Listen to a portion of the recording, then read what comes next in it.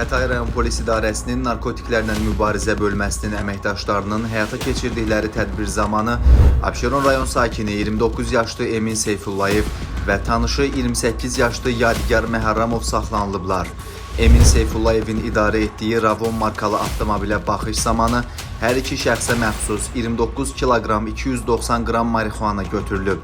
İdarə əməkdaşları tərəfindən həyata keçirilən digər əməliyyat zamanı paytaxt sakini 46 yaşlı Vüsal Mehrəliyev də narkotiklərin qanunsuz dövriyyəsində şübhəli bilindiyi üçün saxlanılıb. Ondan isə 1 kiloqram 780 qram heroin və 9 kiloqram 420 qram marixuana aşkarlanıb. Saxlanılan şəxslər narkotik vasitələri satış məqsədi ilə əldə etdiklərini bildiriblər. Faktlarla bağlı araşdırma aparılır.